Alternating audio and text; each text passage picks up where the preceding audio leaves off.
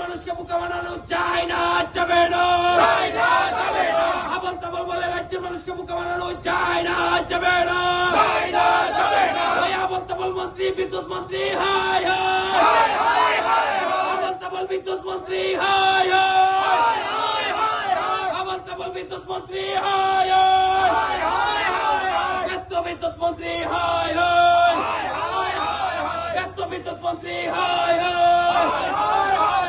এত বিদ্যুৎ মন্ত্রী, হায় হায়।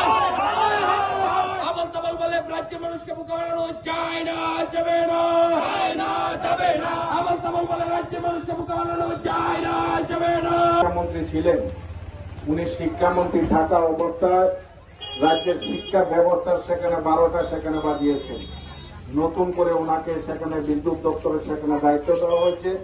তার পরবর্তী সময় আমরা দেখলাম যখন বিদ্যুৎ দপ্তরে সেখানে দায়িত্ব পেলেন, তারপর থেকে সারা ত্রিপুরা রাজ্যে বিদ্যুৎ ভোক্তাদের মধ্যে একটা চরম অশান্তি, একটা চরম সেখানে সমস্যার সেখানে সম্মুখীন হচ্ছে। আমরা ত্রিপুরা প্রদেশ কংগ্রেস গত 14 তারিখ সারা রাজ্যে এই যে স্মার্ট মিটারের নামে বিদ্যুৎ ভোক্তাদের সাথে প্রতারণা, অবিলম্বে সেখানে বিদ্যুৎ দপ্তরের দক্ষ কর্মী নিয়োগ,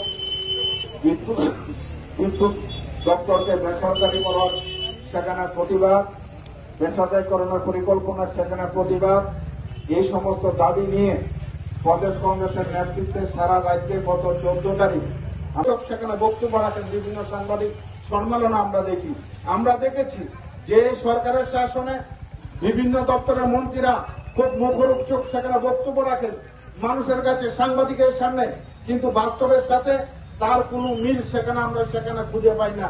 সেই কারণেই আমরা সেখানে বলছি উদয়পুর জেলা কংগ্রেসের তরফ থেকে আজকে আমরা এই যে বিদ্যুৎ ভোক্তাদের একটা চরম হয়রানি, বিদ্যুৎ ভোক্তাদের সাথে যে চরম প্রতারণা, তার বিরুদ্ধে সেখানে আমরা উদয়পুর জেলা কংগ্রেস 14 তারিখ উদয়পুর শহরে সেখানে আমরা বিক্ষোভ মিছিল আমরা করেছি।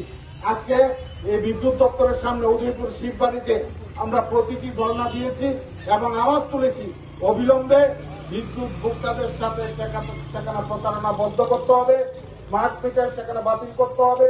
না হলে আগামী দিন উদয়পুর জেলা কংগ্রেস সেখানে আমরা আরো সেখানে বৃহত্তর আন্দোলন আমরা সংগঠিত করব এবং উদয়পুর শহরের মানুষের কাছে আবেদন করব এই বিদ্যুৎ, এই যে সমস্যা, ভোক্তাদের যে সমস্যা, সেটা শুধু আজকে কংগ্রেসের মধ্যে সীমাবদ্ধ নেই।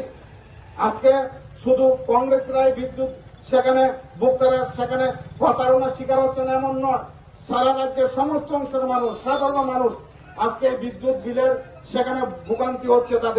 তাদের বিদ্যুৎ বিলের ভোগান্তির কারণে নাজেহাল অবস্থা।